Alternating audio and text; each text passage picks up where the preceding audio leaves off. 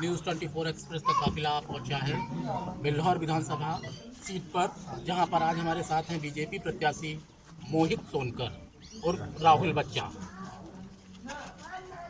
बच्चा जी से हम बात करेंगे और जानेंगे कि इस विधानसभा में क्या कमियां थी और क्या विकास के वायदे हैं उनके, किस तरह से वो उसको पूरा करेंगे, जनता का क्या सहयोग है। इन चर्चाओं को लेकर हम आगे बढ़ते हैं। राहुल जी, हमारे चैनल में आपका बहुत बहुत स्वागत है। धन्यवाद। आपको अवगत कराना चाहता हूँ कि पूर्व में इस विधानसभा में भारतीय जनता पार्टी के विधायक रहे 5 वर्ष। उसके पूर्व में सपा बसपा के ही विधायक इस क्षेत्र में रहे। सबसे ज़्यादा बड़ा दुर्भाग्य तो ये क्षेत्र का कि 5 वर्ष से ज़्यादा कोई क्षेत्र में विधायक नहीं रह पाया और जो विकास कार्य अधूरे हैं पूरी की पूरी एक तहसील विधानसभा के रूप में परिवर्तित है। तो बताना चाहता हूँ कि सर्वप्रथम यहाँ का जो न्यायिक क्षेत्र है वो जिला कानपुर नगर की जो बिल्हौर तहसील है वो जुड़ी हुई है माती से। माती यानी कि कानपुर देहात जिले से। उसको कानपुर नगर से जोड़ करके यहाँ के लोगों को जो एक सीधा रास्ता कानपुर के लिए है उसमें काफ़ी दिक्कत होती है कानपुर देहात जाने में, तो उसको न्यायिक क्षेत्र इसका कानपुर करवाना ही हमारी प्राथमिकता में रहेगा। यहाँ पे काफ़ी बड़ी आबादी है जिसको इस समस्या को झेलना पड़ता है, जिसमें हमारे क्षेत्र में एक भी पॉलिटेक्निक नहीं है, एक भी महिला विद्यालय नहीं है, एक मल्टी स्पेशलिटी हॉस्पिटल जो सरकार का होना चाहिए एक भी नहीं है, पूरी की पूरी तहसील और केंद्रीय विद्यालय नहीं है और न जाने ऐसी कितनी ही बेसिक समस्याएं हैं। और हमारे क्षेत्र के लोगों को यहाँ से 60 किलोमीटर 70 किलोमीटर दूर कानपुर शहर में रह करके हमारे नौजवानों को अपने गाँव घर छोड़ करके वहाँ किराए का मकान लेकर के रहना पड़ता है। पढ़ाई करने के लिए या रोजगार के लिए उन्हें शहर जाना पड़ता है, या रोजगार के लिए एक औद्योगिक क्षेत्र विकसित किया गया था बिल्हौर में कठमंडू। लेकिन अभी आपने बात कही कि यहाँ पे जो भी विधायक रहा वो 5 वर्ष से ज्यादा नहीं रहा, क्या कारण है जो 5 वर्ष से ज्यादा वो विधायक नहीं रह पाए?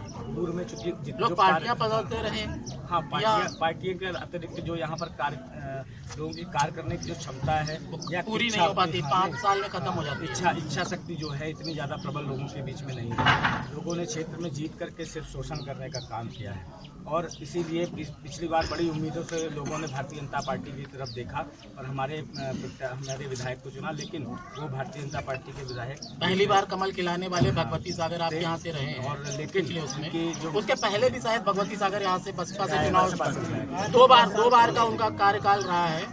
जैसा अभी आपने बताया कि वो केवल 5 ही वर्ष एक विधायक रह पाता है, भगवती सागर शायद 2 बार रहे लगातार 5 साल को, एक बार बसपा से और एक बार भाजपा से, वो राज्य मंत्री भी रहे। वैसे तो उन्होंने क्यों बीजेपी क्यों छोड़ दिया इन टाइम पे?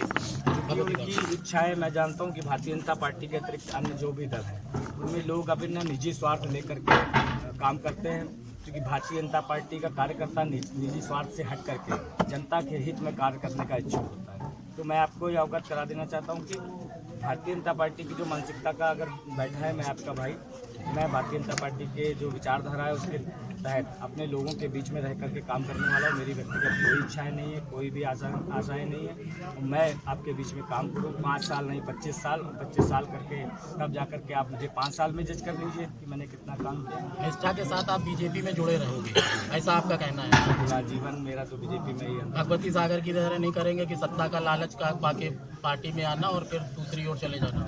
और ऐसा होना होता तो 28 वर्ष हो गए मेरे पिताजी को इस दुनिया से। नहीं, एंड टाइम पे पार्टी ज्वाइन करके और वो आए और फिर छोड़ के चले गए ना, केवल सत्ता सुख भोगते हैं भगवती सागर। कई ऐसे नेता हैं, मैं खुला बोलता हूँ, ऐसे नाम लेके बोलता हूँ, इस समय घाटापुर में है समाजवादी पार्टी से चुनाव। कई ऐसे नेता हैं जो सत्ता सुख भोगने के लिए आते हैं, लेकिन जनता को ये सोचना और समझना है, देखना है कि ऐसे किसी भी व्यक्ति को अपने यहाँ अपना विकास। पूर्व विधायक जी ने आपके यहाँ कोई काम नहीं किया, विकास कार्य में वो सबसे पीछे रहे, जनता से सरोकार नहीं रहा। ये आप क्या देखिए, अभी हम लोग रास्ते में आए, देखा ना पूरा धूल उड़ रहा था, कोई खरंजा तक का भी वो नहीं है कि खरंजा लगा हो, रोड को छोड़ दीजिए, कितना गाड़ी पलटते वाला भी माहौल रहता है। और क्या, मैं तो कहूँगा कि जब आपके क्षेत्र में 5 साल में काम करूँ, उसके बाद जनता को निर्णय लेना है कि 5 साल बाद क्या करना है। नहीं, 5 साल निर्णय तो पार्टी करती है कि किसको फिर से देगी टिकट, ये जनता नहीं, वो तो पार्टी टिकट तय करती है ना। जैसे इस बार आपको मिला, बहुत लोग आपके यहाँ लगे हुए थे। हमारे क्षेत्र की जनता बहुत समझदार है। नहीं, आप तो बेसिकली कानपुर से हो ना? जी, बाकरगंज से। विकास के लिए जो आपने चीज़ें बताई, जो विकास का क्या मॉडल रहेगा? यहाँ पानी की समस्या है जी, पेयजल की समस्या है।